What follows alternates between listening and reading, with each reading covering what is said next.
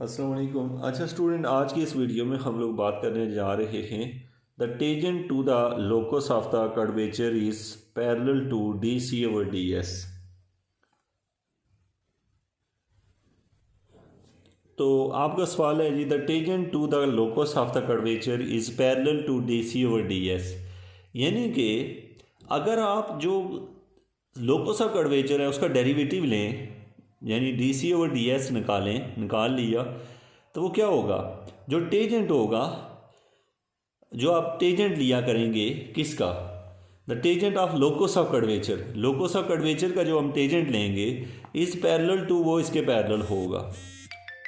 अब यहाँ पर इसको मैं मज़ीद भी बताऊँगा, इसकी फ़िज़िकल सिचुएशन आपको अगर समझना हो तो आगे मालूम है आपको मसला होगा, तो इसकी फ़िज़िकल सिचुएशन समझो, लेकिन पहले हम इसे हल करना सीख लेते हैं। सबसे पहले हमें पता है कि सी ये होता है, क्या है, सी ये होता है, और इस सी को कहते होते हैं लोकस ऑफ कर्वेचर। ये उसका फार्मूला है, प्रीवियस वीडियो में हमने इसके कॉन्सेप्चुअली इसके सारी चीज़ देख ली है।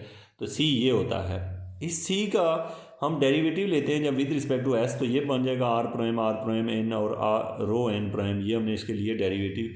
ये कैसे लिए, इसके ऊपर प्रोडक्ट रूल गया, फर्स्ट डेरिवेटिव और सेकंड प्लस सेकंड, तो ये बन गए, वहाँ से ये टर्म निकली है और ये एज इट इज़ है। अब देखें स्टूडेंट, आर प्राइम टी के बराबर होता है, ये ऐसे ही आ गया, और इसमें एन प्राइम की कीमत पता है, वो हमने पुट की, सिंप्लीफाई किया, तो ये आंसर आया, क्या आया, आर प्राइम एन और रो टा बी।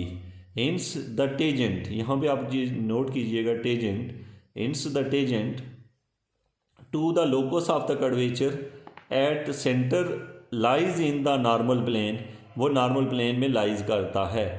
तो आपको कैसे पता चला कि ये नॉर्मल प्लेन में लाई करता है, क्योंकि जो टर्म नॉर्मल और बाइनॉर्मल में आती है इसका मतलब है वो नॉर्मल प्लेन में आती है। पीछे जाके मैंने आपको ये सारा फिज़िकली समझाया हुआ है, शुरू में जो वीडियो है कॉन्सेप्ट है, जब इसका मतलब होता है असल में तीन चीज़ें होती है, एक नॉर्मल, एक बाइनॉर्मल और एक टेंजेंट। टेंजेंट यहाँ मौजूद ही नहीं है, इसका मतलब है नॉर्मल और बाइनॉर्मल है। अगर नॉर्मल और बाइनॉर्मल मौजूद हो तो इसका मतलब होता है कि वो क्या है, वो नॉर्मल प्लेन में आ रहा है। तो इसका आपने क्या लर्न किया, आपने देखा कि सी जो ऊपर हमें दिया हुआ था उसका डेरिवेटिव लें तो जो जवाब आता है वो नॉर्मल और बाइनॉर्मल फॉर्म में ही आता है।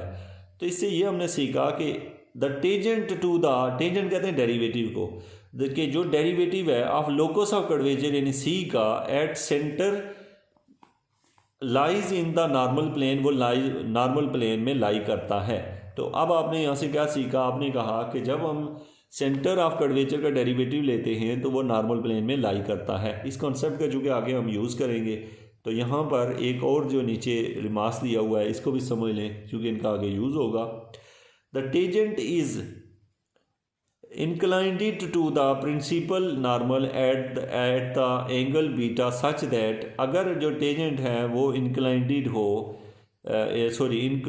inclined to the principal normal हो, अगर वो प्रिंसिपल नॉर्मल के साथ इंक्लाइंड हो at the angle beta such that tan beta is equal to rho टा ओवर रो प्राइम होता है। ये एक जस्ट एक छोटी सी लाइन है, वैसे कहीं यूज़ हुई तो इसके मैं फिज़िकल फिनोमेना को भी मज़ीद एक्सप्लेन कर दूंगा कि इसकी क्या मीनिंग है जब ये यूज़ हुई।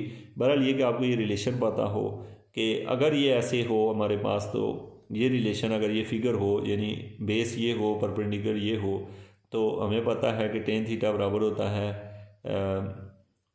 थ्रू प्रॉपर ब्रश, यानी कि बेस ओवर हाइपोटेन्यूज। तो उसको अगर हम तकसीम करें तो जो बाकी बचता है वो ये बचेगा। बहरहाल ये कि इसका जो है ना, हम कहीं अगर यूज़ हुआ तो आपको ज़रूर मैं ये भी एक्सप्लेन करूँगा। तो बहरहाल यहाँ पर जो आपने याद रखना है वो ये क्वेश्चन था जो कि इम्पॉर्टेंट है, ये आपने कर लेना है, और इससे आपने क्या सीखा ये भी आपने कमेंट में बताना है। Thank you so much.